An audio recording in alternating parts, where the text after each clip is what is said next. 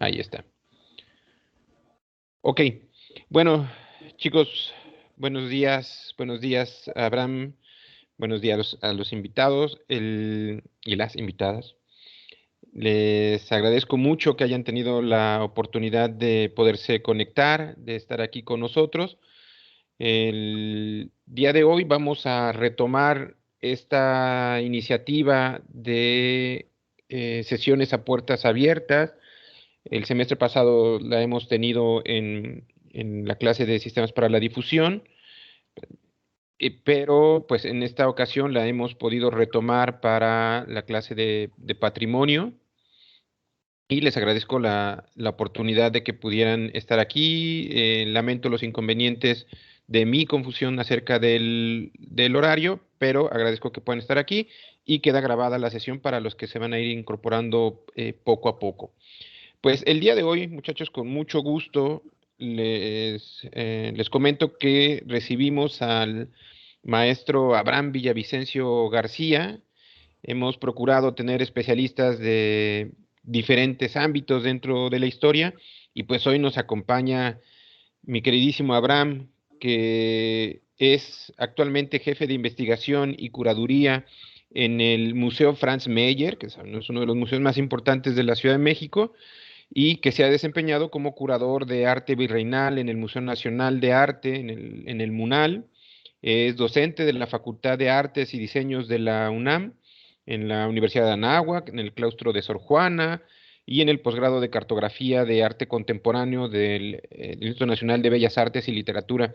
Es miembro del Seminario Historia de las Creencias y Prácticas Religiosas del siglo XVI al XVIII, que es del Instituto de Históricas de la UNAM y cuenta pues con varias publicaciones especializadas, libros, catálogos, revistas especializadas, nacionales e internacionales, de instituciones como la UNAM, el IMBAL, el INA, la Escuela de Estudios Hispanoamericanos de Sevilla y la Universidad Pompeu Fabra de Barcelona y el Ministerio de Cultura de Francia. Nosotros revisamos algo de lo que él tiene, si recuerdan las imágenes que estuvimos viendo de pintura, vienen de la guía del Museo Nacional de Arte y en donde intervino Abraham. Entonces, Abraham, además de todo este gran currículum, es una gran persona, un gran platicador cuando uno se junta a hablar con él. Fuimos compañeros en la Facultad de Filosofía y Letras de la UNAM. Algunos nos trata un poco peor la vida que a otros, pero somos más o menos ahí del vuelo. Ya ustedes jugarán a quién, ¿no? Entonces, pues a mí me da mucho gusto, de verdad, mucho gusto recibirlo y que nos platique en el marco de nuestro curso acerca de la materialidad y del patrimonio virreinal. Me da mucho gusto recibir pues a un especialista que nos pueda dar una luz mayor sobre el tema de la pintura y el periodo barroco en particular. Entonces, es un abuso quitarle poquito de tiempo a Abraham, así es que voy a guardar silencio. Y Abraham, nuevamente te agradezco y dejo en tus manos la sesión. Yo voy a estar aquí como apoyo logístico o estoy llamando a los otros muchachos y resolviendo aquí todo el tema de la computación, ¿sí? Vale. Muchas gracias. Bueno, pues mucho gusto. Gracias, David. Gracias por la invitación. Kim, qué gusto saludarlos. Me siento pues muy contento de estar esta mañana con ustedes y bueno, vamos a platicar de algunos aspectos generales sobre las distintas vertientes que hicieron posible la pintura novohispana. Me comentaba David que ya en algunas otras clases han tenido oportunidad de hablar de las expresiones artísticas del siglo XVI y pues ahora aprovecho pues aquí algunas imágenes que estoy viendo cómo compartir. PowerPoint. A ver. Ajá. A ver. Toda la pantalla no. Esto creo. Ya. Es que finalmente, como todos nos vamos familiarizando en esta era digital también con plataformas distintas, ¿no?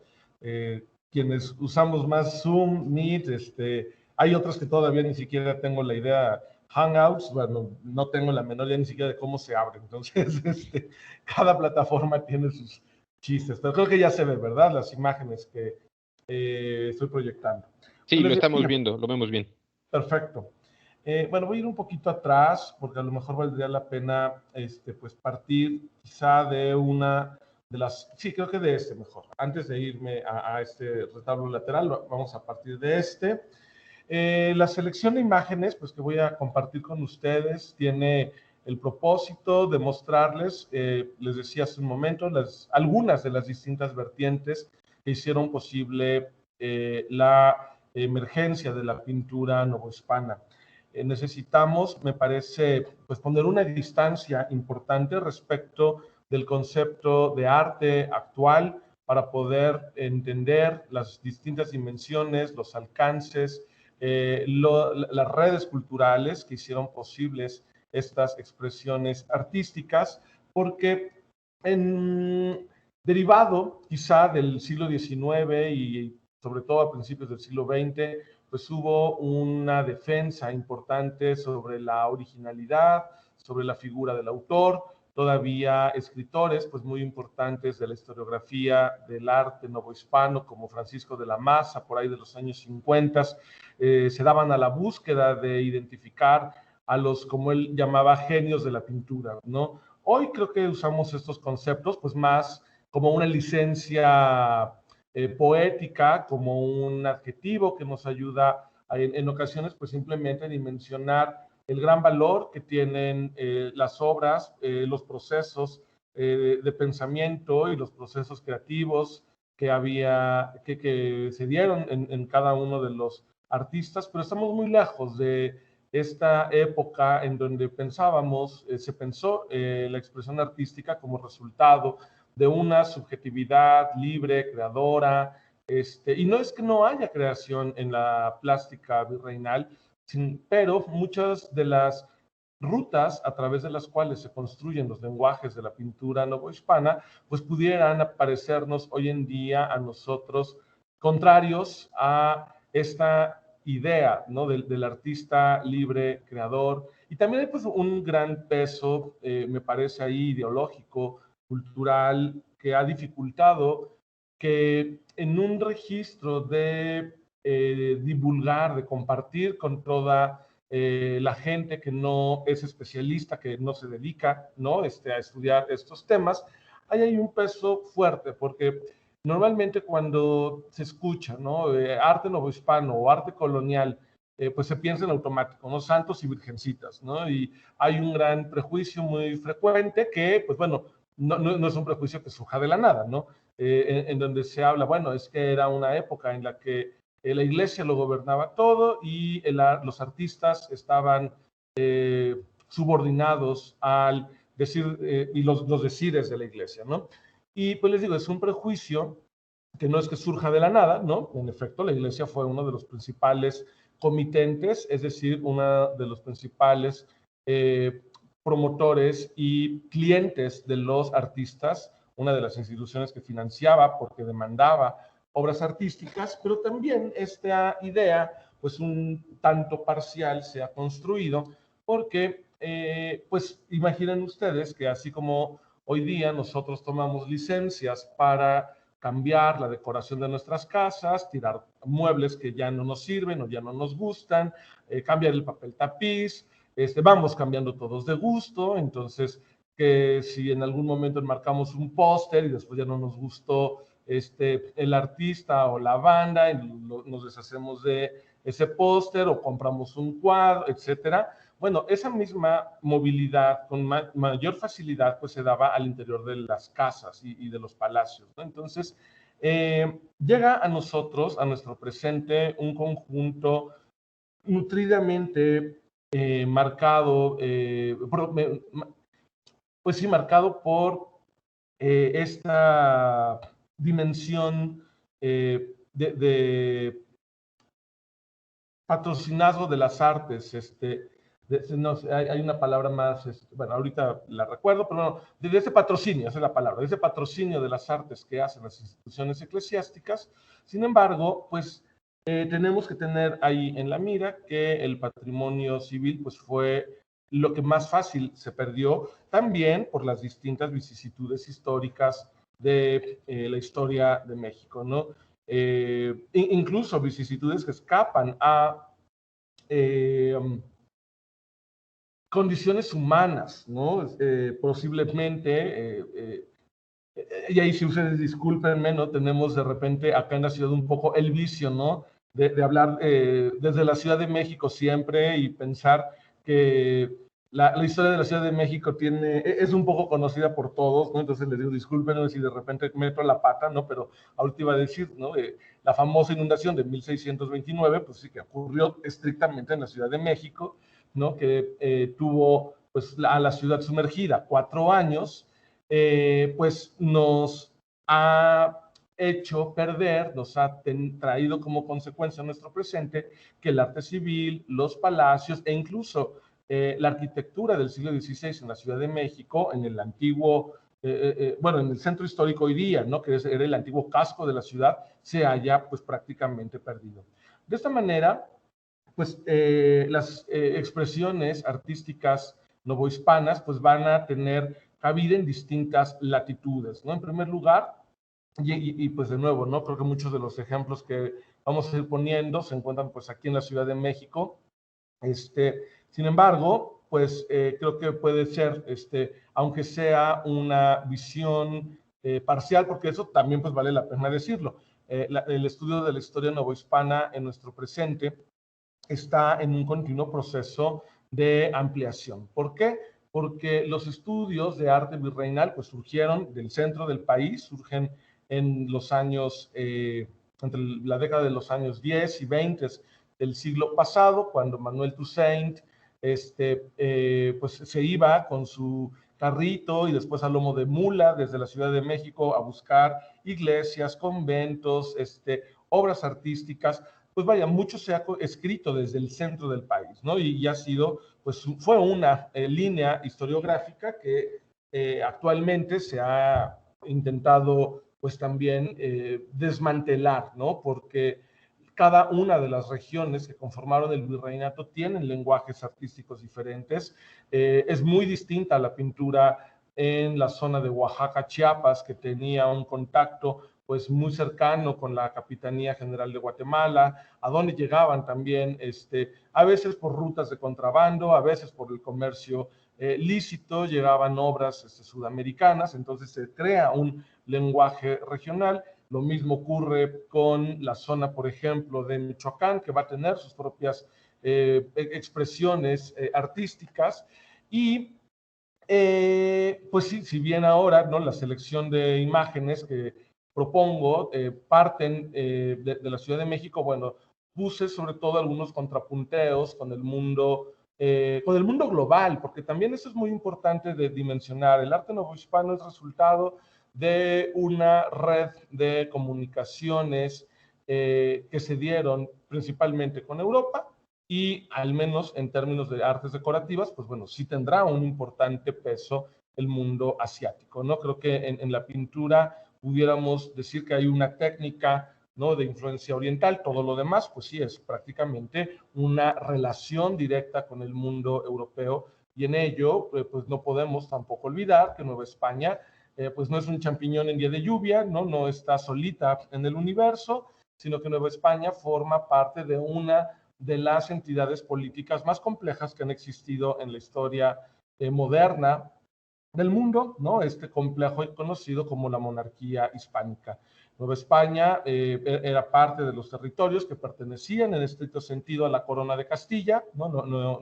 España, pues como posiblemente vayan viendo a lo largo de la carrera, pues realmente no podemos hablar de España sino hasta la época de Carlos III, cuando hace de Castilla, pues realmente, y de las leyes de Castilla, las leyes para los demás reinos, ¿no? Y que ahí tenemos como tal la fundación de España, pues antes tenemos una multitud de reinos, muchos de ellos en la península, ¿no? Aragón, Castilla, Valencia, condados como Barcelona, pero también virreinatos que están afuera de la península, de los que Nueva España es uno, ¿no? Pero pues ahí no podemos tampoco minimizar, como hace un segundito, así esta reflexión sobre los lenguajes artísticos del sur de nuestro país, que hay otros reinos incluso en América. En primer lugar, pues Perú, que después el virreinato de Perú quedó dividido, ¿no? se divide en el Virreinato de Nueva Granada y en el Virreinato del Río de la Plata, amén del Virreinato peruano, y en Europa pues hay también virreinatos, ¿no? Ahí el más importante, el Virreinato de las Nápoles y las dos Sicilias, además de los Países Bajos hispanos, ¿no? Los Países Bajos católicos. Entonces, entender a Nueva España en este universo, en primer lugar, como parte de una red monárquica transatlántica, es muy importante. En segundo lugar, entender a Nueva España como un lugar que además fue punto de confluencias de rutas náuticas de Filipinas, Acapulco y de Veracruz a Cádiz o Sevilla, es también importante porque van a ser los caminos por donde vayan fluyendo tanto las obras artísticas como los modelos, los materiales, los propios artistas, ¿no? Porque pues hubo también migración de artistas y creo que bajo esta premisa, pues podemos, ¿no? Arrancar con estas imágenes que ahora estamos ya proyectando. Este es un retablo de principios del siglo XVII, el retablo de la actual catedral, antes era un conjunto conventual simplemente, en Xochimilco, aquí en la Ciudad de México, una de las obras artísticas que en su momento, pues, trataba de modernizar el lenguaje, ¿no? Han visto, me comentaba David, pues algunas de las obras, pues, más, y lenguajes artísticos del siglo XVI,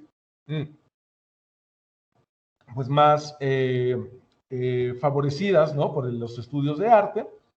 Y esta obra, pues pudiéramos considerarla uno de los parteaguas, porque si bien todavía podemos apreciar aquí una influencia de lenguajes artísticos que son afines a una arquitectura de corte renacentista y arquitectura además muy cercana a el modelo que representó el Escorial, ¿cómo podemos llamarlo? Monasterio, iglesia, recinto real, ¿no? Porque fue un monasterio que se construye Felipe II para retirarse. Este retablo lo pongo porque para finales del 16, principios del 17, este era el lenguaje artístico que predominaba, ¿no? Y lo pongo pues también porque quiero que sirva como un poco motivación para arrancar sobre las distintas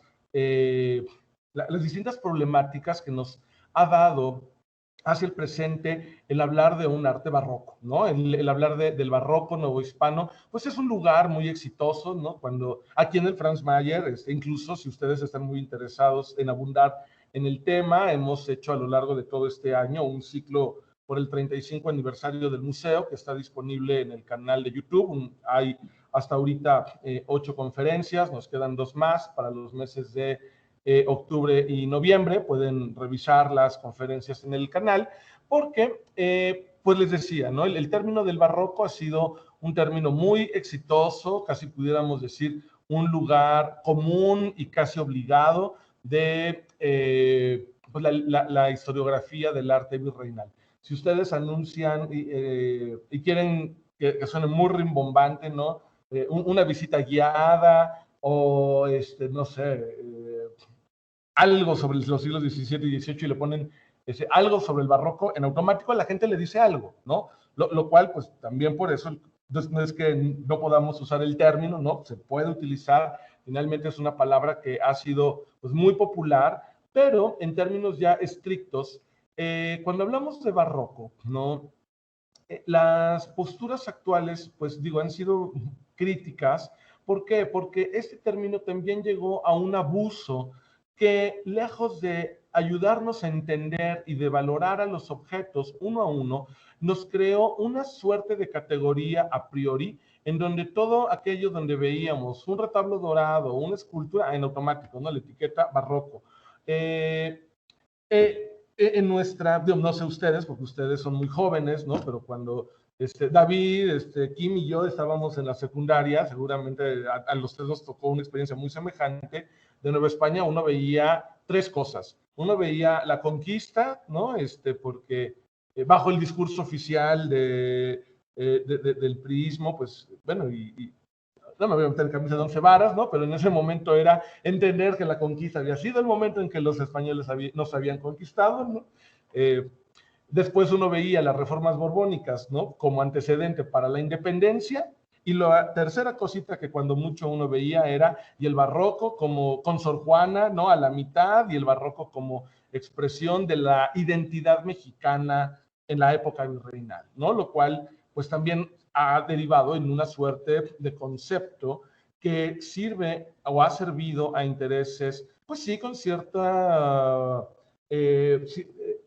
intención nacionalista, porque pues a Nueva España le ha tocado, en términos de la divulgación de la historia, en términos de la enseñanza básica de la historia, pues le ha tocado ser el patito feo de la historia de México, ¿no? Porque no dejan en esto los programas oficiales de poner pues un acento en que Nueva España pues prácticamente no importa porque es una época en donde la cultura es española, la cultura es europea, y habría que rastrear lo verdaderamente mexicano, ¿no? Por eso también, fíjense, y es interesante cómo de repente se ha querido forzar, ¿no? Y esto ocurre mucho en el imaginario popular, ¿no? Forzar el arte novohispano, como de querer encontrar siempre una onda de mexicanidad, ¿no? O de antecedente a la independencia, cuando esto no ocurre de esta manera. Las identidades del reino, pues estaban dados en términos, como hace un segundo hablábamos, de esta red global de reinos que conformaron la monarquía hispánica, y pues este retablo, insisto, es una obra pues muy buena para también entender que este lenguaje en la arquitectura, en la pintura, en la escultura que hemos llamado barroco, no es tampoco una creación de la nada, sino es una continuación, una reinterpretación, que eso es creo un término muy útil, ¿no? Una reinterpretación de las reglas clásicas de arquitectura, de pintura y de escultura. Hay siempre una preocupación por estudiar las reglas, para jugar con ellas, para replantearlas y para formular nuevas reglas, ¿no? Porque habrá también libros para la enseñanza del arte, ¿no? Libros, o sea, hacer estas obras como las que estamos viendo, como este relieve que ahora es del mismo retablo, pero les pongo aquí un detalle. Hacer este tipo de piezas pues no era cosa menor, ¿no? Implicaba también una enseñanza artística al interior de talleres, que esto vale la pena pues mencionarlo aunque sea rápido. La instrucción artística se da de forma, podríamos decir, casi familiar al interior de talleres, en donde hay un maestro que recibe aprendices, que eran niños que llegaban pues a edades muy tempranas, a veces a los 5, a veces a los 7 años, y las familias de estos niños tenían pues que entregar una suerte de dote para que el maestro pues les revelara sus secretos, les diera al interior de su casa un espacio, ¿no? Donde vivir, y pues era un camino de aprendizaje lento que además tenía que pasar por distintas etapas de examinación. Una vez que los aprendices tenían los conocimientos más básicos, y básicos en el sentido tanto de elementales, pero básicos como fundamento, ¿no? Porque los aprendices de pintores empezaban moliendo pigmentos y después tensando telas, ¿no? Básicos también en ese sentido de que es el fundamento material de las prácticas artísticas, ¿no? Podían aspirar a hacer un examen, ¿no? Y convertirse en oficiales, y de los oficiales saldrían, pues, posiblemente los futuros maestros. Entonces, una obra como esta que les estoy ahora presentando, pues implica toda una relación de distintas corporaciones artísticas, porque hacer un retablo no solo tiene una importancia en la estructura arquitectónica, que normalmente la diseña un pintor, y muchas ocasiones, muy pocas ocasiones las diseña un arquitecto. También hay retablos hechos por arquitectos, ¿no? Pero normalmente el diseño corría a cargo de pintores. Después están los maestros entalladores, ¿no? Los que diríamos hoy como los carpinteros que hacen los retablos, los escultores, ¿no? Simplemente para hacer una escultura, ¿no? Aquí estamos viendo del retablo mismo de Xochimilco, el patrocinio del santo patrón, ¿no? De San Bernardino de Siena, un patrocinio sobre los indígenas caciques, ¿no? Estos nobles xochimilcas que pagan para hacer este retablo y representados además como nobles, ¿no? La mujer con un huipil ricamente bordado, con velo, el hombre como caballero, con su gorguera, una capa, que eso era un privilegio de la nobleza castellana. Para hacer este relieve, ¿no? Tenía que haber un entallador, ¿no? Que preparara la madera. Después, ese mismo entallador que llevara a cabo, ¿no? Cada una de las partes. Llegaban después los pintores y además dos tipos de pintores, los encarnadores que hacían el trabajo de los rostros, de las manos, de los angelitos desnudos y los doradores también, que eran parte del gremio de pintores que cubren con hoja de oro tanto el cuerpo del retablo como en los casos que hay estofados, pues bueno, primero cubren las telas que se quieran estofar y después pues van aplicando la policromía para retirar finalmente con punzones las capas, ¿no? Donde quisieran que ese dorado de fondo emergiera. Entonces, simplemente para una escultura se necesitan tres especialidades, ¿no? El entallador, el dorador, el encarnador, pero esa escultura está dentro de un retablo que tiene también pinturas, ¿no? Y esas pinturas pues corren a cargo de un maestro pintor, ¿no? En este caso están atribuidas a un pintor de origen vasco, Baltasar de Chave Orio, que llega a la Ciudad de México en los años 80 del siglo XVI y tiene una actividad pues a lo largo de las primeras décadas del XVII.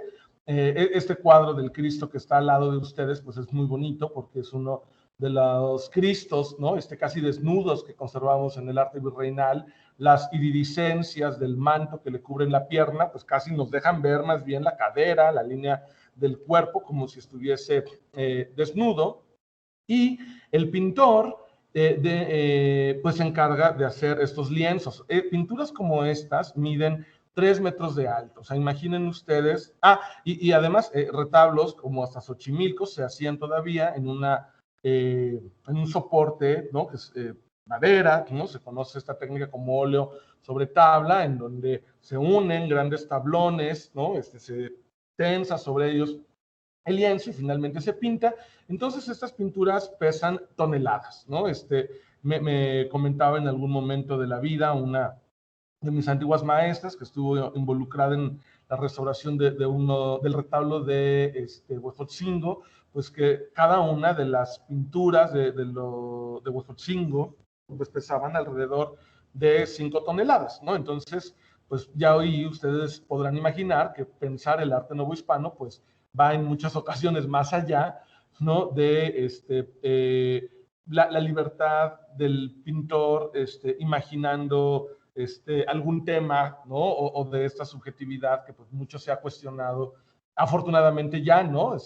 Cómo pensar la creación artística en Nueva España. Ahora, aquí solamente hemos hablado de especialidades, ¿no? El arquitecto o el pintor que diseñó el ensamblador, el entallador, el dorador, el encarnador, el pintor, pero todos ellos llegan con sus cuadrillas de oficiales, porque además hacer estas obras tomaban años, ¿no? Tomaban años, no era algo que se hiciera de la noche a la mañana, costaban muchísimo dinero, ¿no? De ahí pues que comunidades muy ricas, tanto de indígenas como de españoles, ¿no? O las instituciones más poderosas como las catedrales, fuesen quienes patrocinaban pues en primera instancia estas obras monumentales, ¿no? Entonces, imaginemos que todas estas obras pues requieren de muchísimas manos, de muchísimos saberes especializados que pues nosotros ahorita medio estamos medio enunciando, ¿no?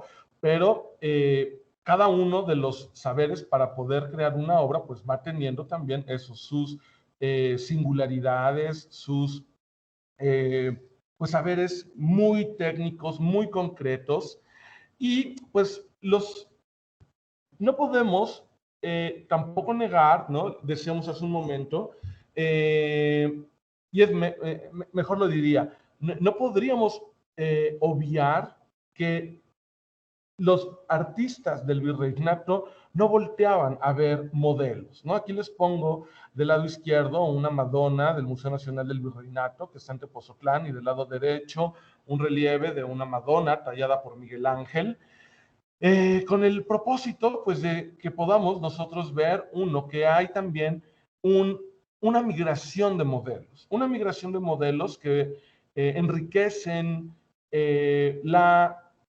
inventiva de los artistas novohispanos. Llegaban modelos de esculturas, de retablos, de pintura principalmente, y esto llegaba gracias a la invención de la imprenta. La imprenta no solo va a ser, no solo fue un vehículo para la divulgación del conocimiento, literario, humanístico, incluso científico, sino también la imprenta y los grabados pues, fueron fundamentales para la circulación de los modelos artísticos. Muchos de los artistas pues, más reconocidos en Europa fueron conocidos y a veces con muy poquito tiempo de diferencia en Nueva España gracias al uso de las estampas y gracias también a la circulación de los propios artistas. Entonces, por un lado tenemos la circulación de modelos, modelos que pueden llegar a través de los libros para la enseñanza de arte, que se conocían como tratados, ¿no? Los tratados de arquitectura, los tratados de escultura, los tratados de pintura, pero también los tratados de orfebrería, de mobiliario, de lacas, etcétera. Entonces, por un lado tenemos esta circulación de una cultura impresa y por otro lado tenemos también la circulación de los artistas, ¿no? Y aquí hace un momento les hablaba de Baltasar de Chaveorio, a principios del 17, bueno, y aquí les pongo para ver estas afinidades, ¿no? Esto tampoco va a ser privativo de Nueva España, va a ocurrir en Perú, va a ocurrir en toda la red global de la monarquía hispánica, que hay una suerte de sincronía en temas, motivos, pero con lenguajes regionales, ¿no? Entonces, llegaron también, junto con esta cultura impresa, llegaron artistas. Aquí del lado derecho les pongo a Bernardo Vitti, Pedro Venegas, quienes fueron Vitti, un jesuita de origen italiano que llega a Perú y que junto con Pedro Venegas pues hacen estos modelos escultóricos, y lo pongo al lado del San Sebastián, que también pertenece a Xochimilco, porque nos sirve para entender esta coincidencia en modelos que van circulando, en ciertas tendencias del gusto también que va imponiéndose en el mundo hispánico, pero cómo cada región tiene su propia interpretación de estos modelos artísticos. Miren ustedes, ¿no? Aquí otra pintura de Bernardo Vitti, en Perú, ¿no? Que coincide exactamente con la época en la que en Nueva España pues están dos artistas pues importantes, ¿no? Por un lado, Alonso López de Herrera, ¿no? Un artista ya novohispano, que tiende además a ver estampas flamencas, estampas italianas, y que, como hace un momento les decía, parte del proceso creativo es contar en el taller con un catálogo de imágenes, con los libros, ¿no?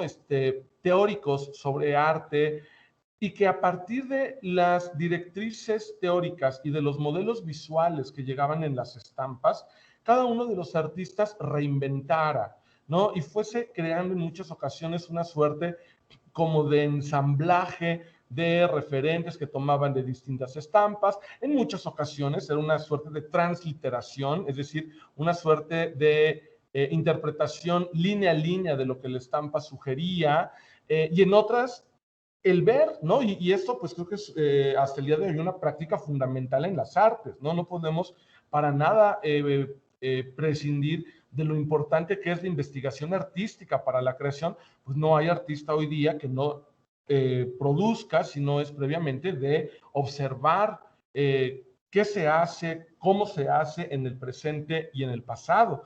Entonces, ver las estampas a los pintores novohispanos, pues también les daba una suerte de cultura visual y les proveía de soluciones que cuando ellos realizaban una composición completamente nueva, que a eso se le llamaba invención en la época virreinal, no un pintor, por ejemplo, que no utilizaba a lo mejor directamente grabado, sino hacía una composición propia, se le firmaba muchas ocasiones como inventor, ¿no? Inventor en latín pues significaba pues, inventor, pero en el sentido creativo, es decir, es el autor de una composición que no partió estrictamente de algún grabado.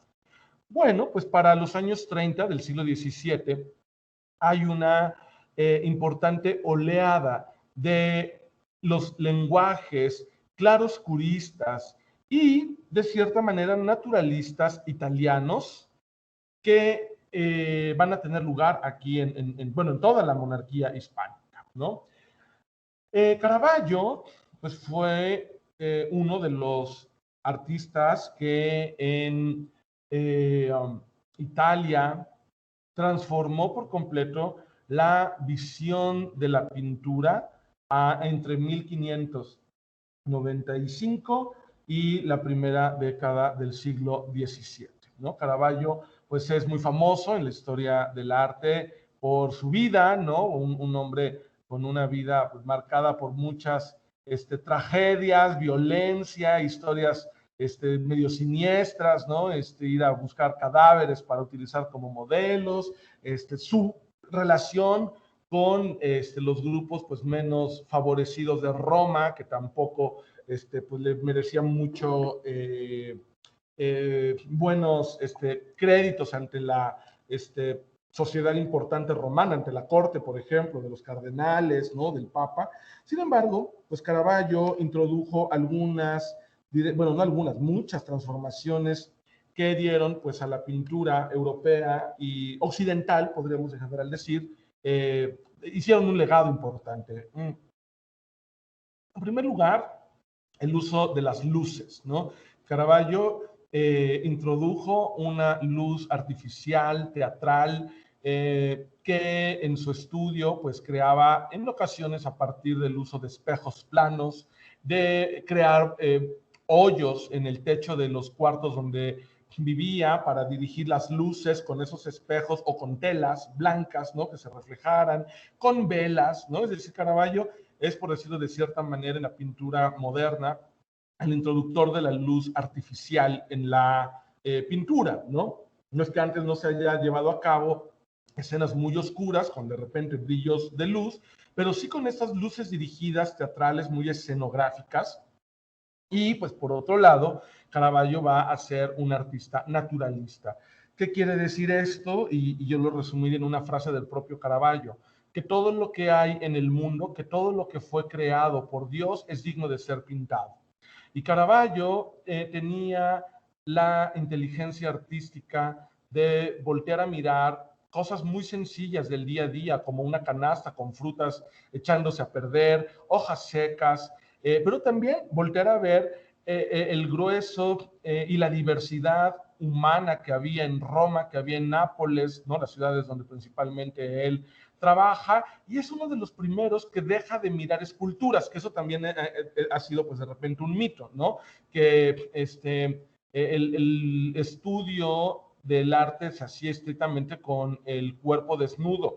En la época del Renacimiento se hacía mirando esculturas, ¿no? Esculturas romanas principalmente, porque ahí se encontraba, según los teóricos, el vello ideal. Realmente el estudio anatómico con desnudo va a tener éxito pues hasta finales del siglo XVIII y a lo largo del siglo XIX. Era principalmente mirando esculturas romanas como se tomaban los modelos, y Caravaggio rompe con esa tradición volteando a mirar todos los tipos físicos que había en sus ciudades, ¿no? Entonces llevaba que a los mendigos, a las prostitutas, a los comerciantes a posar a sus obras, y pues esta sensibilidad para apreciar las cosas más simples en su complejidad, pues hicieron que Caravaggio tuviera un impacto importante en pintores contemporáneos a él. Era de un carácter muy arisco, no tuvo alumnos directos, nadie lo soportaba, ni él soportaba a nadie, era, pues sí, hasta donde se cuenta, insufrible. Pero ¿cómo tuvo tanto impacto? Pues porque los pintores, muere muy joven, muere, pues hoy día se ha reformulado. Mucho tiempo se creyó que había muerto intoxicado o envenenado, y hoy no, hoy se piensa que muere asesinado por los caballeros de Malta, porque de Roma huyó un tiempo a Sicilia, y de Sicilia, porque se fue denunciado como responsable de la muerte de un amigo suyo en un juego de pelota parecido al tenis, se llamaba pala al calcio, asesinan al contrincante, Caravaggio sale involucrado, huye a Sicilia. Él era de nacimiento hispano porque él nació en la ciudad de Milán, que en tiempos en que él vivió, Milán era parte de la monarquía hispánica, entonces huye a Sicilia, que era otro virreinato hispánico, ¿no?, a protegerse, y de ahí pasa a la isla de Malta, donde pues hoy día hay obras en la Catedral de Malta, otras han sido robadas también por la mafia pues desde el sur de Italia, y parece que hay una diferencia fuerte con los caballeros de Malta, que pues es una orden militar, y viene regresando a Sicilia, toca tierra y ya viene herido, y es cuando misteriosamente muere. Y esta herida que se describe que trae ya en el rostro, pues hace suponer que pues fue más bien asesinado por mercenarios, ¿no?, de los caballeros de Malta.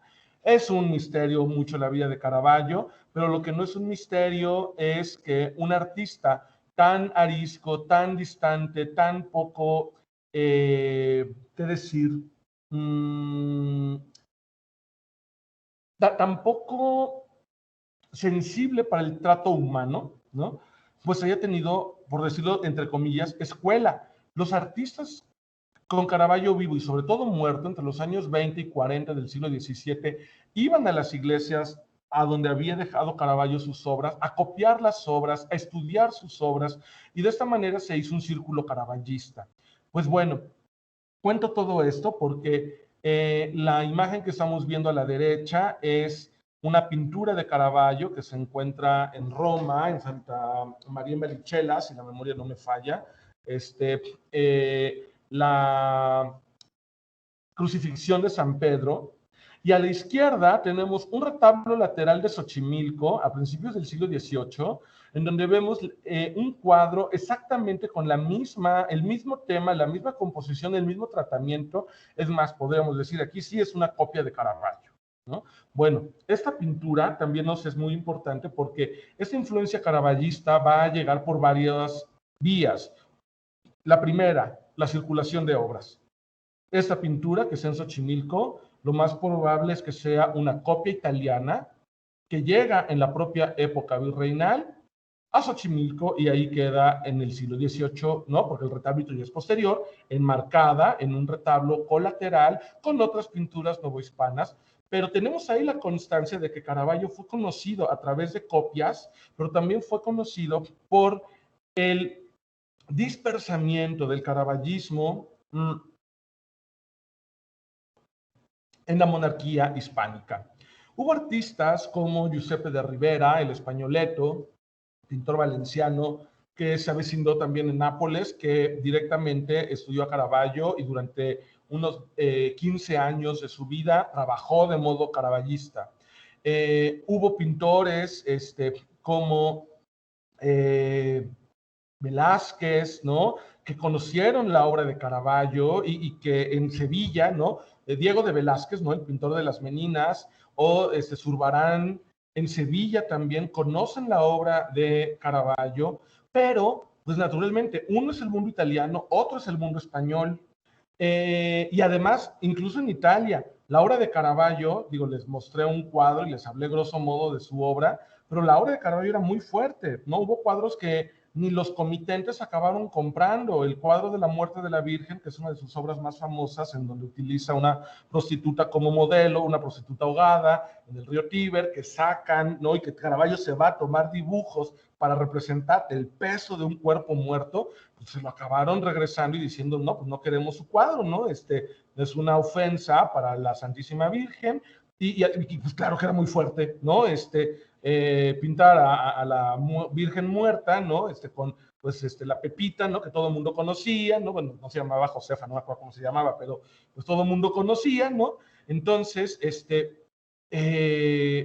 ni en Italia Caravaggio fue tan, siempre tan bien recibido, ¿no? Hubo ocasiones incluso en que por eso el rey de Francia, los embajadores del rey de Francia se llevaron a París, y hoy para ver a Caravaggio pues uno va al Louvre, a Inglaterra también, ¿no? Porque las obras, al no ser compradas ni siquiera por las iglesias que las encargaban, pues se iban, ¿no? Y en eso tuvieron pues muy buen ojo, ¿no? Los embajadores que compraban estas piezas que pues terminaron en las colecciones de otras naciones europeas.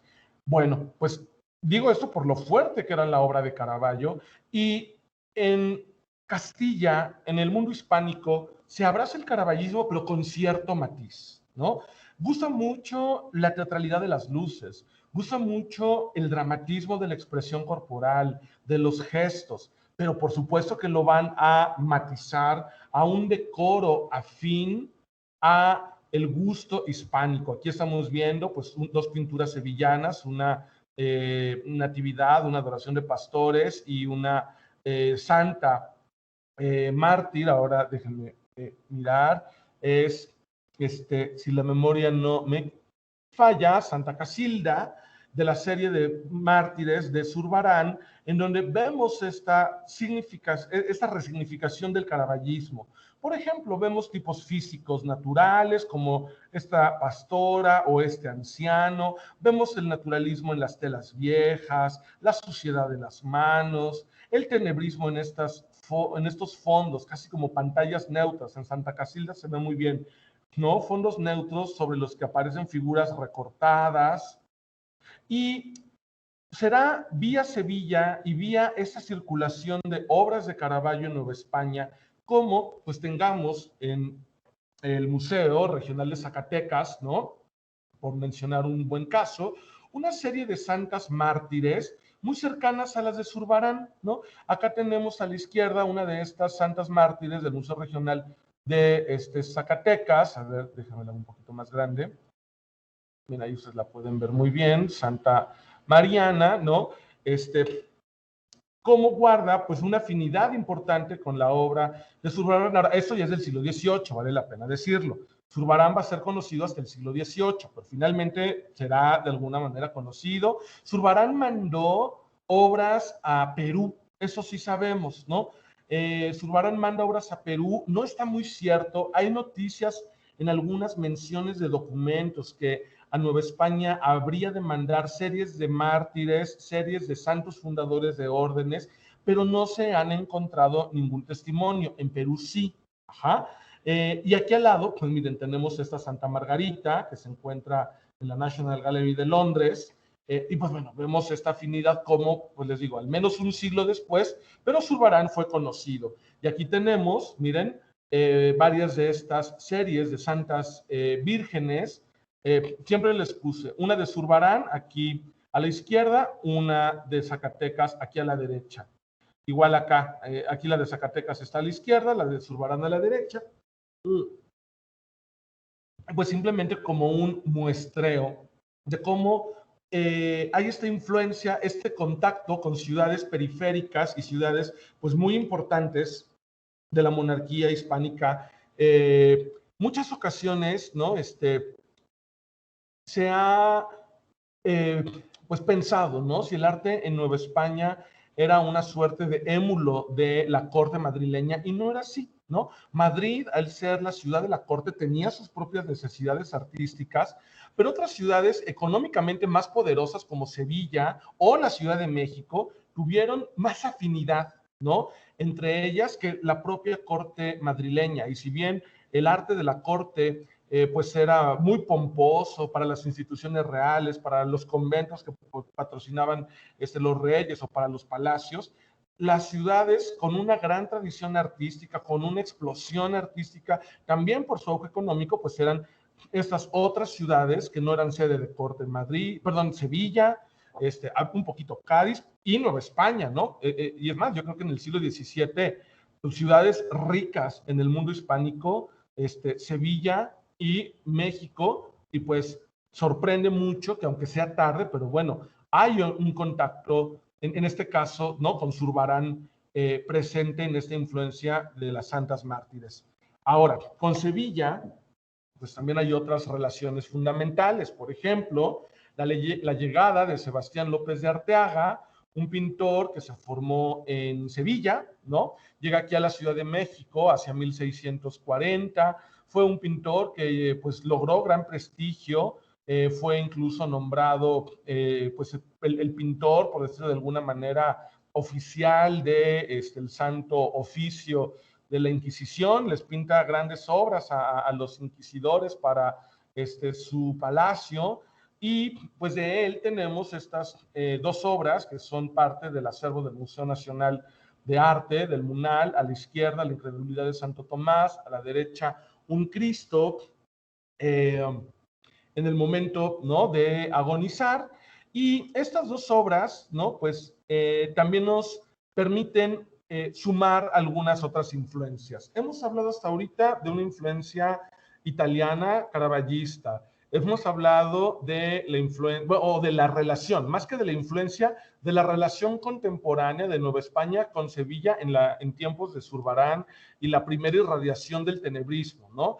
Aquí además vemos la llegada de un artista sevillano, pero no podemos tampoco aquí dejar de lado la influencia flamenca, que va a ser otro de los grandes abrevaderos de la creatividad virreinal.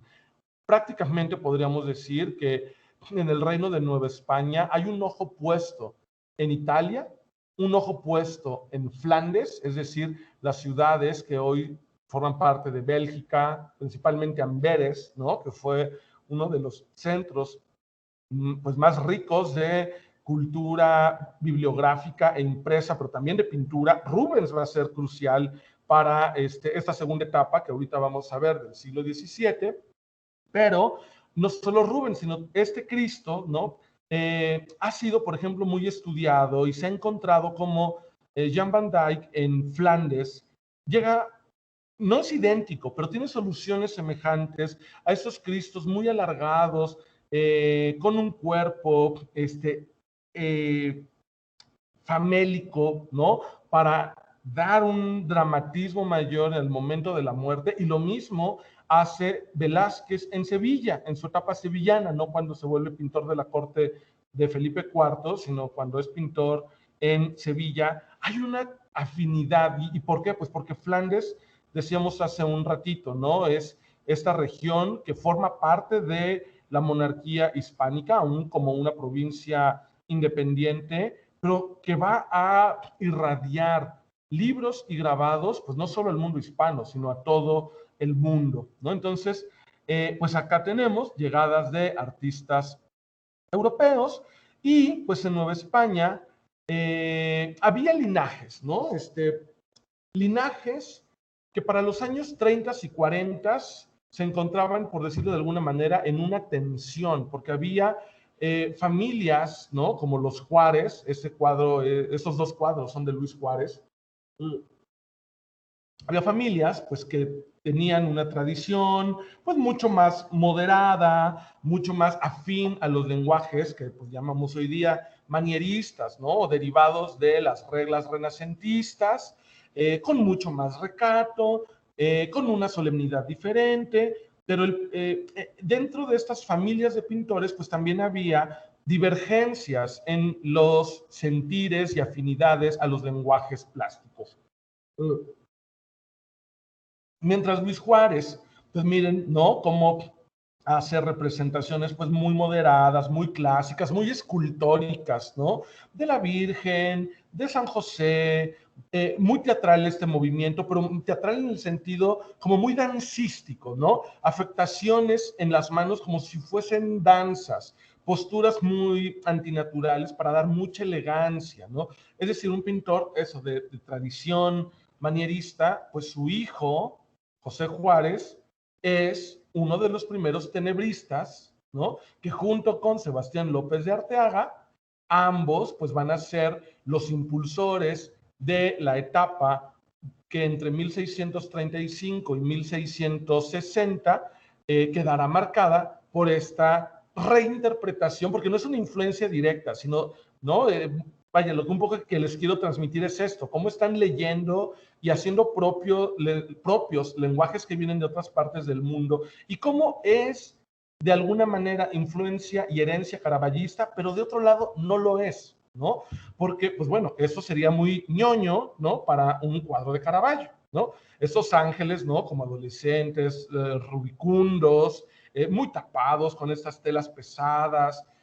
Sin embargo, vemos el San Francisco con sus manos, flacas, ¿no? De que es una seta, su sayal burdo, ¿no? Entonces conviven, acuérdense que les decía, ¿no? Incluso en España, Caravaggio va a ser filtrado por el tamiz de la sensibilidad hispánica, pues bueno, aquí dos cosas, lo que llega de Caravaggio y lo que llega de los seguidores de Caravaggio en Sevilla, también va a ser tamizado.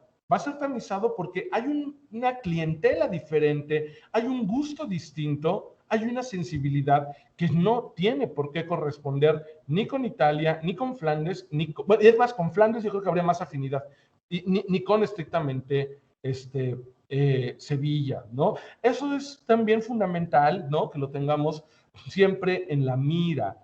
Estos objetos son encargados por personas y los artistas también trabajan acorde al gusto de los clientes, de las personas, ¿no? Por eso es que van pasando estos filtros y por eso es que es y no es Caravaggio, ¿no? O la influencia caravallista, mejor dicho, ¿no?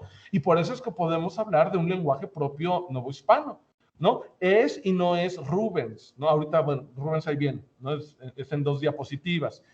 Porque todo pasa, ¿no? Por esta óptica y también por los propios estudios de los artistas novohispanos. Bueno, esa es una obra que también es en el Munal de José Juárez de los años 50 del siglo XVII. Miren ustedes, ¿no? Y hay muchas ocasiones en que se encuentran coincidencias afortunadas, que no podríamos llamar de otra manera, ¿no? Porque, pues, José Juárez nunca fue a Sevilla y Juan de Ruelas, un pintor sevillano, jamás llegó a Nueva España, y hay muchas afinidades, ¿no? En algunas de estas soluciones compositivas. Que vean, no sé, a mí me parece pues muy interesante y muy bonito, pues ver cómo tanto en Sevilla, denme un segundito,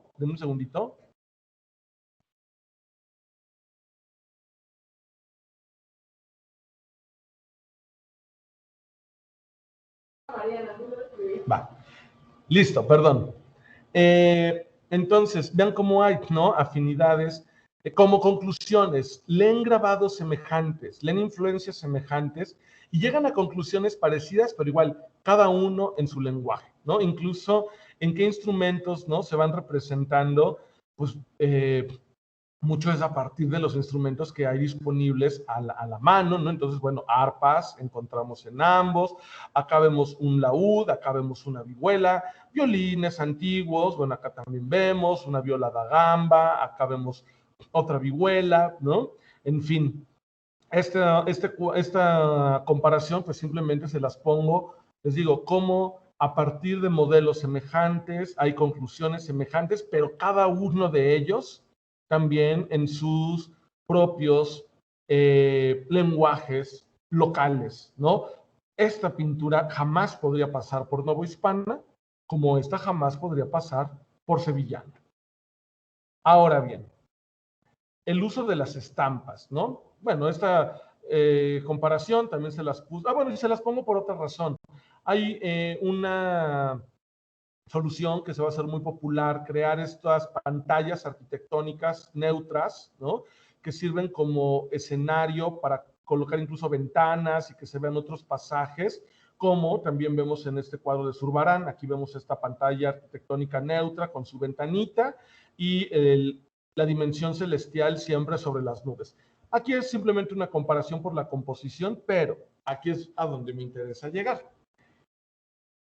Hace un momento veíamos, ¿no? Les platicaba que los artistas pues van a utilizar grabados, ¿no? Grabados que provienen principalmente de imprentas flamencas, hoy diríamos belgas, ¿no? De Amberes, en su gran mayoría, pero también pues van a llegar estampas alemanas, ¿no?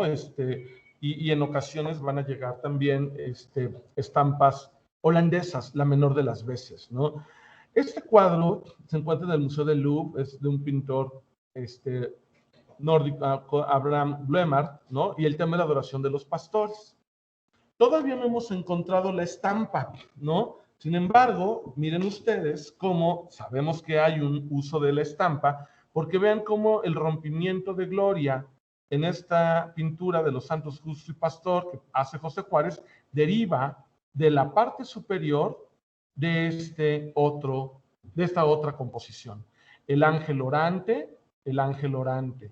El ángel que levanta las manos, el ángel que levanta las manos. Los niños, los angelillos acá que arrojan y que sostienen los pies de un ángel, aquí están exactamente ellos. Sin embargo, el tema de abajo es completamente otro. Bueno, así era como se podían ir usando estos ensamblajes de estampas y, pues miren, aquí hay una línea que les planteo. Ese es el ángel de Abraham Bloemart. El que estábamos viendo de José Juárez, miren que hay un cambio sutil. En el de Bloemart, miren, para que lo volvamos a ver, ¿no? Estamos viendo este blanco y este rojo en detalle. El Bloemart hace que junte sus manos. Juárez ya hizo que cruzara las manos. Y vean este otro ángel, como es una suerte de compromiso entre ambos. Bueno, este es un ángel que pintó Cristóbal de Villalpando, el más importante pintor de la segunda mitad del siglo XVII, quien posiblemente ya no tuvo la necesidad de ver la obra de Bloemart, sino que conoce esta solución a partir del pintor de la generación que lo presidió. Hace una solución muy cercana a José Juárez con sus propios elementos. Y sabemos, pues, por ejemplo, que Villalpando conoció la obra de José Juárez en esta composición, por ejemplo. Hoy este cuadro está restaurado. Los Santos Justo y Pastor pertenece al acervo universitario de la UAP, de la Benemérita Universidad Autónoma de Puebla. Y miren ustedes cómo pues hace casi un homenaje, una cita, ¿no?, al cuadro de José Juárez. Entonces, los artistas novohispanos y estas referencias de artistas que voltean a ver a otros artistas, pues todavía es un tema que pues, me ha gustado ir trabajando, pero que bueno, no me ha dado la vida para poderle dedicar todo el tiempo, pero es notorio cómo hay pintores novohispanos que no solo voltean a ver al otro lado del Atlántico, sino voltean a ver a sus contemporáneos, voltean a ver a los maestros de las generaciones pasadas. Villalpando volteó a ver a José Juárez, Miguel Cabrera volteó a ver a Villalpando. Hay citas de pintores entre pintores y pues esto también habla de un sentimiento de identidad local, ¿no? De los artistas del reino que reconocen el trabajo de sus predecesores y que crean también una suerte, no me gusta usar el término de escuela, pero que sí hay un reconocimiento de una genealogía, por decirlo de alguna manera, novohispana. Miren, aquí tenemos ya el uso de Rubens, que pues va a ser uno de los artistas determinantes para la plástica de la segunda mitad del siglo XVII. Rubens pues va a ser conocido también gracias a estampas. Rubens era originario de Amberes, a diferencia de Caravaggio, que tiene una vida pues muy atropellada, muy corta, que muere pues en condiciones muy poco favorables, incluso adversas, sin dinero y pues ahí por problemático, ¿no? Por andar de pleito todo el tiempo, pues Caravaggio acaba muy mal. Rubens es exactamente lo opuesto. Rubens crea un gran emporio de pintura, tenía un taller gigantesco con muchísimos ayudantes. Sus méritos artísticos le merecieron títulos nobiliarios en España, en Inglaterra, y sus obras, incluso él mismo fomentaba que salieran impresas en grabados para que circularan por Europa y pues también por América. De esta manera, pues tenemos una pintura de Baltasar de Chávez Rioja, pintor de otra dinastía de artistas, de la familia de los Echave. De ellos se conocen claramente a 4 pintores: a Baltasar de Chávez Orio, a Manuel de Chávez León, si el apellido no me, el segundo es León, Baltasar de Chávez Ibía y Baltasar de Chávez Rioja. Bueno, este último, que pinta para los años 60, pues miren ustedes cómo está utilizando esta composición de Rubens para hacer su propia versión de los 5 señores. Rubens pintó una Sagrada Familia integrada por Santa Ana, la Virgen, el niño cargando a la paloma del Espíritu Santo. Aquí los vemos reinterpretados. San Juanito Bautista, ¿no?, que llega a querer agarrar también la paloma del Espíritu Santo, que aquí esforzado, y un San José que junta sus manos sobre las piernas. Rioja lo reinterpreta, nos hace un San José, y acuérdense lo que les decía, hay un tamiz, hay un filtro a partir del gusto local. Bueno, este rostro de San José es muy acorde al rostro estereotipado de la pintura virreinal, correspondiente a la figura de San José. Rubens nos puso a un señor flamenco, ¿no? Entonces, pues bueno, vemos aquí esas transformaciones. Incluso la Virgen también, ¿no? Miren ustedes, ¿no?, cómo hay una transformación en el rostro. Ahora, le pone elementos que le dan un sentido diferente a la composición, como integrar a San Joaquín, esta escena, ¿no?, en un jardín clásico, con vides, ¿no?, que son de alguna manera premonitorias, con estas palomas que refieren a la fiesta de la purificación de María, y con un detallito de naturaleza muerta, pues exquisito, ¿no?, aquí en la parte inferior. Entonces, Rubens va a ser el artista, pues, que influye incluso para la creación de un lenguaje triunfalista en la pintura de las catedrales novohispanas entre los años 1670 y 1690. 3 catedrales van a ser grandes ciclos de pinturas para sus sacristías. Podríamos un poco decir que Rubens se introduce a Nueva España en los años 50 del siglo XVII y en los 60, gracias a artistas como Baltasar de Chávez Rioja, un artista contemporáneo, que ahorita aquí lo vamos a ver, Pedro Ramírez el Mozo. Gracias a ellos, Rubens va a ser, pues, el artista favorito para los talleres novohispanos. Y una serie particularmente importante fue la serie de cartones, ¿no?, de diseñitos, y se llamaban cartones porque eran dibujitos de pequeño formato que hacían los pintores para entregar a los tejedores de tapices y hacer grandes piezas textiles. Entonces, estos cartones que hizo Rubens sirvieron como modelos para una serie de tapices que se regalaron, que el rey Felipe IV, no, Felipe IV regaló al, no miento, fue la archiduquesa, sí, no estoy inventando, fue la archiduquesa Isabel Clara Eugenia, la hija de Felipe II y gobernante de los Países Bajos, ¿no? La archiduquesa Isabel Clara Eugenia, quien regala una serie de tapices al monasterio de las Descalzas Reales de Madrid, que es uno de los monasterios bajo el protectorado directo de la corona hispánica hasta el día de hoy. Regala unos tapices y le encarga a Rubens los diseños. Y estos cartones pasan al grabado y se conocen en Nueva España. Y les decía, servirán como modelo para construir un lenguaje triunfalista al interior de las sacristías de las catedrales, ¿no? Aquí vemos, por ejemplo, el triunfo de la iglesia y la Eucaristía, que pinta, ese es el triunfo de la iglesia de Rubens, sí, perdón, ese es el triunfo de la iglesia, y lo vemos en una pintura de gran formato, de 5 metros de alto por 7 de ancho, que cubre el testero de la sacristía de la Catedral de Puebla, ¿no? Entonces, este lenguaje de la segunda mitad del siglo XVII, sobre todo en las iglesias diocesanas, va a estar marcado por ese discurso triunfalista. ¿A qué respondía? Respondía a dos cosas. Uno, que las iglesias diocesanas, ¿no?, principalmente las catedrales, pues no dejaban de ser parte de las instituciones que representan directamente la figura del rey, ¿no? A diferencia de las órdenes religiosas, ¿no? Y principalmente los jesuitas, ¿no?, quienes tienen sus propias autoridades y que muchas de estas órdenes, la última autoridad es en todo caso el Papa. La iglesia diocesana en el mundo hispánico, al existir un regio patronato, la cabeza es el rey.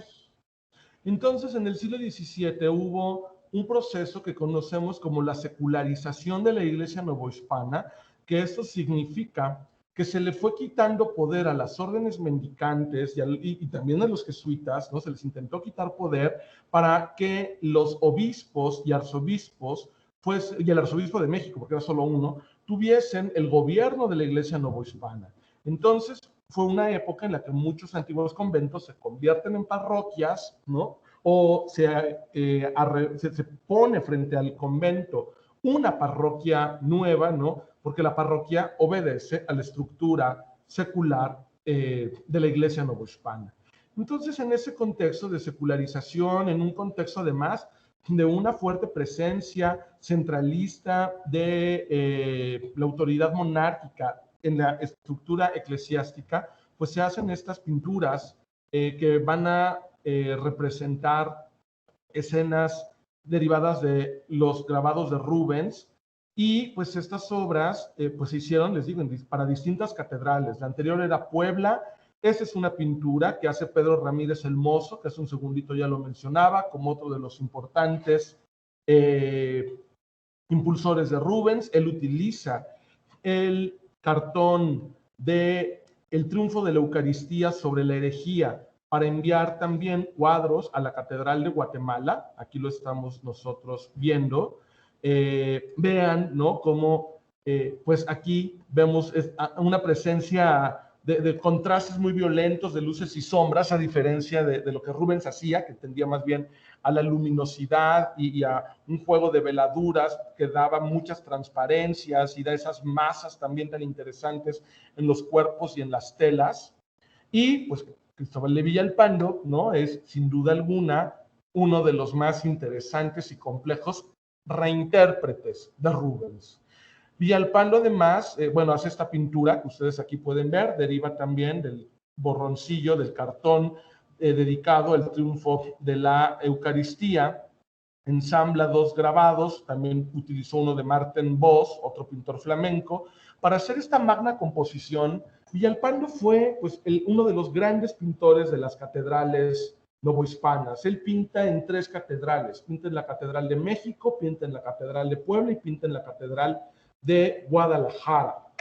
En la Sacristía de México dejó 4 grandes lienzos monumentales, entre ellos este que estamos aquí mirando.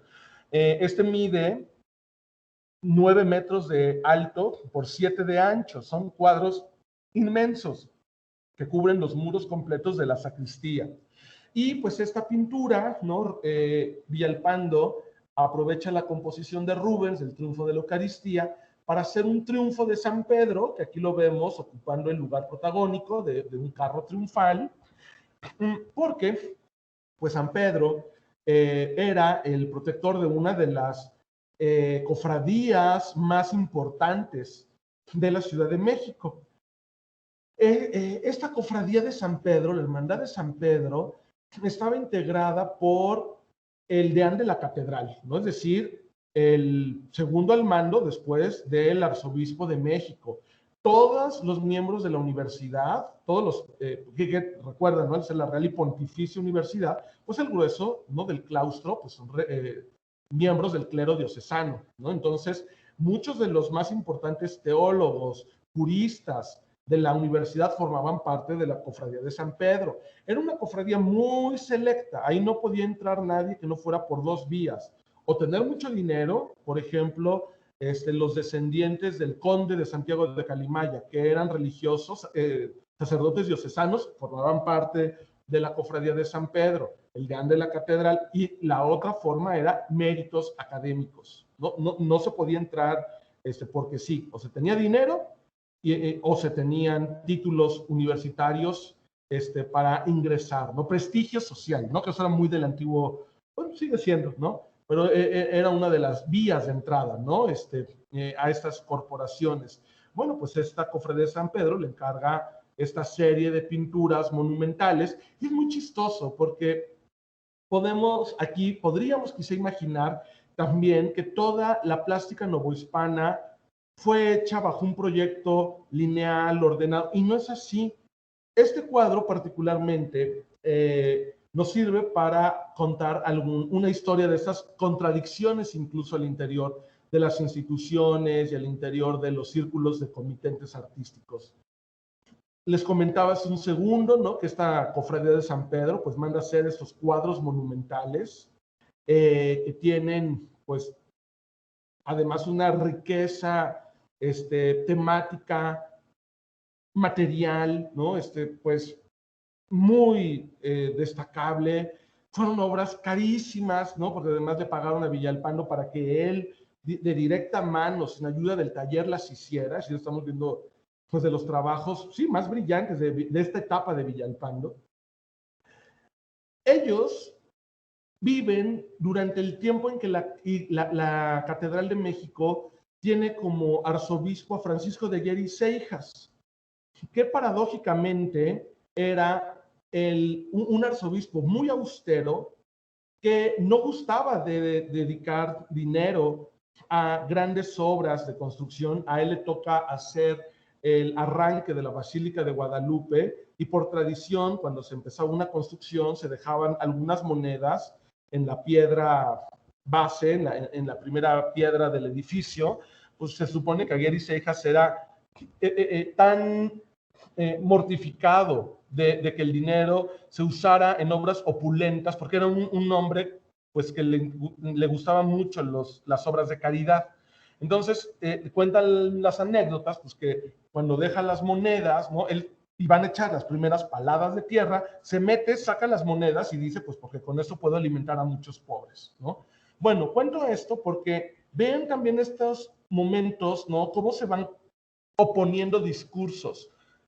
Un arzobispo sumamente austero, ¿no? Que evita gastar dinero en obras monumentales como estas, y por otro lado, con congregaciones, corporaciones dentro de la propia institución catedralicia, que por el contrario gusta, ¿no? De exhibir el poder económico, político, social, el prestigio de su hermandad en obras, pues, de gran calidad, de gran formato y de gran valía, como esas de Villalpando, ¿no?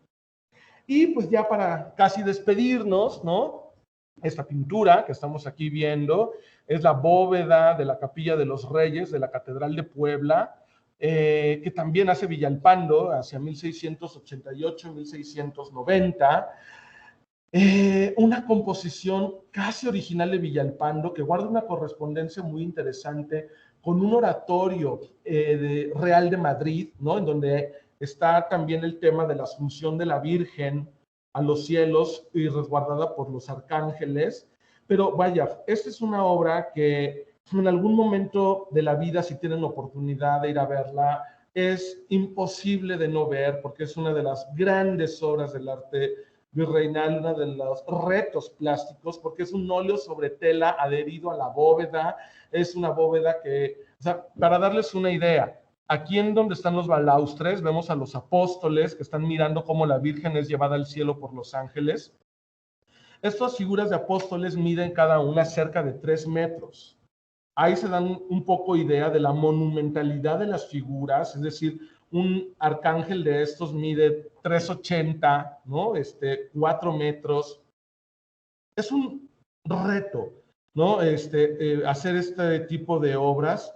Y pues también respondió a un momento en que la Catedral de Puebla pues estaba cerrando sus bóvedas, estaba terminando prácticamente todo su proyecto constructivo. La Catedral de México tardó mucho tiempo en poderse concluir, pues prácticamente otro siglo más, pero Puebla no. Entonces Puebla en su capilla de Reyes pues corona con esta visión, ¿no? De un trampantojo, como llamamos a estas ilusiones de la pintura, que nos da la sensación que la arquitectura pues se rompe y sigue la bóveda celeste, y viene incluso además la genialidad de aprovechar la luz natural como parte de la pintura, ¿no? Porque la linternilla de esta bóveda alumbra la composición, pero Villalpando mismo pinta rayos, ¿no? Y hace una suerte de presencia divina con este juego entre la luz y la pintura. No es la única vez que Villalpando juega entre el óleo y los vanos para crear estas presencias lumínicas, pues igual muy escenográficas y activas dentro de la pintura. No, no es secundario, no es nada más ahí está la linternilla que alumbra, sino está integrada a la pintura en un discurso pues de glorificación, en este caso de la Virgen María, donde la salen a recibir los ángeles, los ancianos del Apocalipsis, los 7 arcángeles que la vienen aquí acompañando, ¿no? Las orquestas de ángeles, ¿no? Las cameratas de ángeles. Y pues Villalpando, así como hace esas obras monumentales, también hace pues encargos muy pequeñitos, que hasta donde vamos sabiendo son igual inventivas suyas. Estas láminas forman parte del tesoro de la Catedral de Puebla, son las dos laminitas de la Capilla del Ochavo, una que representa el Génesis y otra que representa el Diluvio. Son láminas de apenas 50 por 80 centímetros, y pues vemos cómo Villalpando pinta, ¿no? Desde esos grandes formatos hasta estos formatos pues muy pequeñitos y con composiciones completamente originales a partir de todo lo que vio en estampas, ¿no? Así como hablábamos de la influencia de Rubens, pues aquí miren, por ejemplo, en el Diluvio, vemos a esta mujer arriba de un toro que viene intentando salvarse de la inundación, pues que recuerda pasajes mitológicos como el rapto de Europa, ¿no? Entonces, pues les digo, estas obras nos permiten pues un poco redondear cómo la cultura visual de los pintores pues derivó, ¿no? En también una inventiva propia y pues ya el cierre, ¿no? Nos despedimos con esta pintura también de Villalpando, que forma parte de una colección privada en Inglaterra, que es una vista de la ciudad mayor de la Ciudad de México. Para el siglo XVIII, ¿no? Pues habrá una irrupción de la ilustración en distintos momentos por influencia de la cultura francesa que ya para 1692, cuando esta pintura fue hecha, después del motín en la Ciudad de México, que terminó en la destrucción de la mitad del Palacio Virreinal, ya este cuadro nos habla de una influencia francesa, porque por aquí vemos personajes vistiendo al modo de la corte de Luis XIV, con largas pelucas, casacas, tricornios, y ese contacto con la cultura francesa pues va a marcar en primer lugar el afrancesamiento de la cultura hacia el siglo XVIII, que tendrá pues su mayor auge tras la Guerra de Sucesión y la llegada de Felipe V en 1714. Después, para la primera mitad del siglo, desde 1720 a 1750, pues veremos un primer momento de la Ilustración, y posteriormente con las reformas borbónicas y el desarrollo de la Ilustración española, pues los lenguajes artísticos también irán teniendo otros caminos. Pues antes de terminar, David, si me dan un segundito, bueno, y por si hay preguntas, ¿va? Claro, todo el tiempo que tenemos todavía suficiente tiempo, Abraham. Es más bien el tiempo que sé que tú te tienes que ir, pero nosotros todavía tenemos suficiente. Oigan, chicos, bueno, pues en lo que viene, Abraham, ya vi que varios más se conectaron y pues aprovechar para hacer alguna pregunta, si tienen alguna duda. Les puse por aquí en el chat la liga para algunos otros videos de este ciclo que están haciendo en el Museo Franz Mayer. cabe mencionar, creo que es importante decirlo, sobre todo para los más jóvenes, pues que este es un área de especialidad, como ustedes se darán cuenta, que puede ser muy rica y que requiere de una preparación de mucho tiempo para que puedan alcanzar no solamente pues este conocimiento, sino inclusive la comprensión, que es una de las cosas que estamos teniendo en este curso del cual emana esta plática, el curso de Patrimonio Histórico, el periodo virreinal, Patrimonio Histórico en México, el periodo virreinal, pues justamente lo que intentamos ver son los elementos mínimos de análisis que nos permiten comprender un discurso como el que hoy nos está planteando el maestro Abraham Villavicencio. Para los alumnos del curso, espero que hayan sentido esa felicidad que uno siente cuando empieza a entender las cosas, ¿no? Dice Abraham, en la linternilla, en los balaustres, en y muchos de ustedes dijeron, ¿qué chingo estará diciendo? Y espero que mis alumnos del curso hayan dicho, ah, claro, el balaustre, ese pequeño balconcito, la linternilla, ah, claro, esa parte que está en la parte, que es la parte superior de la bóveda y que tiene su propia estructura. De eso se trata el curso, de eso se trata estas pláticas que podamos ahondar en estos temas. Entonces, si tienen alguna duda, alguna pregunta, pueden alzar su mano o pueden abrir hacerlo por el chat, ¿no? Listo. Bien, Ay, Abraham, te digo que nosotros estamos con todo el sí, tiempo. sí, Digamos, sí, yo sí. sé que tú Mientras tienes a mí no me compromiso y en cualquier llamen, momento nos dejas, pero no te preocupes, ¿eh? Pero aquí estamos. Yo aquí tengo muchas cosas por preguntar, así es que, más bien perfecto. cuando tú quieras cerrar, no hay problema. En cuanto me llamen que llegue el medio, pues ya ahí tendré que decir bye, pero mientras, encantado. Fíjense que no me había dado cuenta que le había apretado a que la cámara se apagara y según yo estaba siendo visto todo el tiempo y apenas me di cuenta que no, pero bueno, muy bien. Pues si hay preguntas, adelante. Bien, muchas gracias, Abraham, y te agradecemos tu presencia. Muchachos, si tienen alguna pregunta, pueden alzar su mano, abrir su micrófono. Todos son alumnos de la licenciatura, así es que no hay problema, no tengo que darles el permiso. Pueden alzar su mano, pueden abrir directamente su micrófono o pueden hacerlo vía, vía chat. Abraham, no sé si hubiera oportunidad, antes de que tú te tengas que ir, eso pasa, por cierto, cuando uno tiene como invitado gente famosa, tiene muchos compromisos. No, me gustaría que les pudieras compartir a los muchachos, un poco saliéndote de este tema y ahorita regresar a él, la trayectoria que tú tuviste que seguir desde la licenciatura. Les platicaba a los muchachos, nosotros nos encontramos además desde el primer semestre, no sé si te acuerdas, fuimos compañeros del primer semestre cuando Claro. entramos a la facultad y lo diverso que pueden ser los caminos que uno toma. ¿Qué camino qué camino seguiste en tu pasión, que siempre fue la historia del arte, en especial el arte novohispano, hasta el momento en el que te adentras en el mundo de los museos y particularmente las curadurías, hoy siendo jefe de investigación y curaduría en el Museo Franz Mayer? Pues fue un camino medio raro, a veces un poco más accidentado de lo que uno espera. Pues hice la carrera de historia, ya que estaba yo metido en la carrera, pues creo que mi interés por el arte afloró y me hizo dudar incluso de seguir estudiando historia, ¿no? Creo que, y lo pienso un poco a la distancia, a lo mejor hubiera estudiado artes visuales. Sin embargo, el propio contacto en la facultad y con varios de los maestros, y sobre todo de los primeros maestros, pues sí fue creo que muy importante para transformar mi carrera de historia en una suerte improvisada de carrera en historia del arte. Todas las optativas y todas las materias que podía elegir, todas las cursé en su momento sobre temas artísticos. Incluso aprovechaba pues ciertas materias obligatorias para trabajar temas como en las historiografías, ¿no? Trabajar temas que giraran en torno al arte.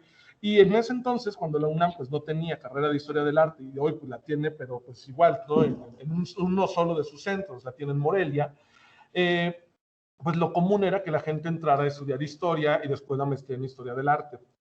Creo que la posibilidad, ¿no? De elegir materias optativas sobre arte, tanto teóricas como de conocimiento histórico, Y sobre esa, ¿cómo decir?, posibilidad que dieron también muchos de los maestros para que pudiera yo ir trabajando temas artísticos, aunque el enfoque general de la materia fuese otro, pues me dio la posibilidad un poquito de hacerme una carrera de historia del arte cuando no existía dentro de la UNAM, ¿no? Cuando termino la carrera y ya tengo pues un interés muy marcado pues por el arte novohispano, que pues me interesó desde muy temprano, desde pues, clarísimo, desde el segundo semestre ya tenía yo un gusto, ¿no? Que me había despertado por el arte virreinal. Quise también, bueno, entré a dar clases muy joven, empecé a dar clases a los 24 años y me tocaron unas materias, pues, para mí en ese entonces, que eran todo un reto. Me tocó dar teoría del arte y entre la obligación de prepararme para poder dar cabalmente esas materias, como ya el interés que en general el arte me estaba en ese momento ocupando, me metí a estudiar filosofía, ¿no? Ya no terminé la segunda carrera, me empecé a estudiar filosofía, hice entre las materias que cursé y las que me revalidaron de historia, pues habré llegado como al 65, 70% de los créditos, y pues ingenuamente uno piensa, ay, bueno, voy a poder con la segunda carrera y la maestría al mismo tiempo. Por supuesto que eso no lo pude hacer jamás, y pues acabé desistiendo de esa segunda carrera para poderme dedicar a la maestría. Hice la maestría en Historia del Arte en el Instituto de Investigaciones Estéticas, y entré a los museos, pues no tiene tanto, entré a los museos hace unos 8 o 9 años. ¿Qué me abrió las puertas para el estudio de los museos? Pues creo que pues sí, tener un conocimiento sólido, en mi caso, de las colecciones que en su momento llevé en UNAL, las colecciones de arte virreinal, y que ese mismo conocimiento me ha permitido, pues ahora entrar acá al Franz Mayer, ¿no? Tener, sí, uno no lo va a saber todo, eso creo que es también muy importante decirlo, ¿no? Como pues pudieron ver, yo creo mi interés y mi fortaleza principal es la pintura. Acá en el Franz, nuestra colección es principalmente de artes decorativas. Denme un segundo que me entre una llamada. Bueno.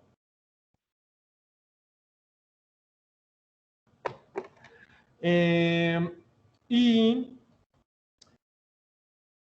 les digo, no hay que tener miedo a de repente no saber, hay que mejor pensar cómo vamos a crear conocimiento para uno y para los objetos, porque pues sí, tengo una idea general de la pintura novohispana, tengo una idea general de la cultura novohispana, de la historia, pero algo tan especializado como trabajar mobiliario, plata, cerámica, pues eso hay que irlo formando a la par, ¿no? Entonces, hay que partir también de esa premisa, ¿no? La escuela nos da bases, pero no nos lo da todo, ¿no? Y hay que entrarle al toro por los cuernos, y el Franz en eso para mí ha sido un reto enorme, porque pues no solo ha sido entrarle a las artes decorativas novohispanas, sino también a las artes decorativas asiáticas, europeas, y de distintos momentos.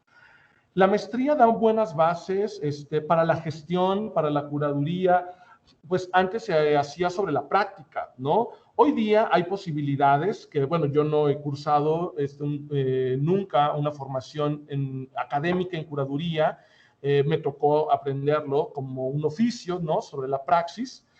Sin embargo, pues hoy hay posibilidades, ¿no? De hacer posgrados en estudios curatoriales, que sobre todo dan guías para la gestión. Creo que el trabajo dentro de los museos oscila entre sí la investigación y lo académico, pero mucho tiene que ver con gestión y mucho tiene que ver con también pues, diplomacia institucional, ¿no? Poder estar en contacto con otros museos, que eso es fundamental, tejer redes de contactos, tanto académicos como de gestión, porque eso nos va a ayudar a la larga, ¿no? Pues casi que podría también pues recomendar, ¿no? Que para la formación curatorial, pues mucho ayuda hacer prácticas o servicios sociales dentro de instituciones, ¿no? Aunque a lo mejor no caiga una responsabilidad dura, ¿no? Sobre quien entra a hacer un voluntariado, pero sí va dando una idea de qué procesos se van siguiendo, Y pues sí, ¿no? En ese sentido, es muy importante, creo, el poder irse familiarizando con las instituciones aún recién terminando, ¿no? la carrera. Maravilloso, Abraham, muchas gracias. Creo que no sé si estoy haciendo un mal resumen, pero es perseguir la pasión, ¿no? O sea, cuando uno se apasiona por algo, los caminos pueden ser sinuosos y extraños, pero creo que lo has comentado muy bien. Con la base sólida de conocimiento que te da una licenciatura como la de historia, tú puedes perseguir tu pasión, en tu caso, la historia del arte, el arte nuevo hispano. En el mío no adentremos en detalles, pero creo que el resumen va un poco por ahí, ¿no? Sí, sí, y abrirse los caminos. No siempre vamos a tener el camino clarito enfrente, ¿no? No existe, por ejemplo, hoy día, formación para curaduría de arte novohispano. Bueno, eso no existe, ¿no? Hoy día, en los posgrados de arte, toda la línea curatorial está muy dirigida hacia el arte contemporáneo, principalmente, porque es lo que más se promueve e interesa mucho, además, entre generaciones jóvenes. Entonces, si bien tenemos esa opción, pues no desperdiciarla, podemos aprovecharla y las herramientas que nos den, como lo que platicaba yo cuando hice la carrera, ¿no? Pues bueno, no existía la carrera de historia del arte, en su momento dudé y dices, bueno, ¿cómo le hago? Pues voy adaptando lo que tengo frente a mí a convertirlo en herramientas que me sean útiles para poder explotar, pues, mis intereses, ¿no? Perfecto, maravilloso, Abraham, te Nos da agradezco. tiempo de una Claro, pregunta más. claro, claro. Chicos, si alguien tiene alguna pregunta, puede alzar la mano, puede abrir el micrófono, puede ponerlo por el chat, aprovechar ya sea de esta última parte de la plática o de la primera parte que nos ha platicado. No sean tímidos, no se preocupen. Porque ya llegó el medio y tengo en un momento que bajar, si nos da tiempo de una pregunta. Perfecto, que además eso es otro tema bien interesante dentro del mundo de los museos, el manejo que debes de tener de los medios y de la divulgación de la historia como parte fundamental y clave para tu trabajo, ¿no? Eso que dices me parece fundamental, porque y la escuela no está mal, que nos forme así, ¿no? Para escribir para los colegas, es decir, salimos con la capacidad de escribir o de dar charlas para historiadores, en coloquios, en una tesis, en un artículo, pero es muy distinto cuando se trabaja con el público, ¿no? Hay que escoger las palabras correctas, hay que hacer la adaptación de la información, hay que decirlo más con el menor número de palabras posibles, hay que ser amigables con la gente, ¿no? Porque si llegamos a aventar de repente toda nuestra sapiencia o nuestro gusto erudito teórico, la gente no se va a interesar, ¿no? ¿Por qué? Pues porque son ahí conceptos o la jerga de nuestro oficio. Y yo digo que ahí funciona como el aparato crítico de un libro, de una tesis. No se tiene que ver para poder, eh, para que sostenga, ¿no? Y para que dé realmente soporte al trabajo. Sí, no, completamente de acuerdo. Bueno, chicos, si no tienen ninguna duda, no quiero presionar demasiado. Yo tenía varias preguntas acerca de los modelos y las soluciones, pero En podemos otro eso. momento lo hacemos con Sí, no, mucho no te preocupes. gusto, porque ahora sí ya tengo que partir. No, Pero pues bueno, adelante. me dio muchísimo gusto estar con ustedes y pues con David tienen mi contacto, me pueden jalar también del Facebook, ahí me encuentran Abraham Villavicencio y con muchísimo gusto, si hay alguna pregunta posterior, pues la podemos atender. Te agradecemos mucho, Abraham. Te agradezco personalmente mucho. Seguimos en contacto y bueno, muy enriquecedora tu plática. Estamos aquí también a la orden. Un abrazo grande. Bueno, para los demás chicos, hasta aquí voy a detener la grabación.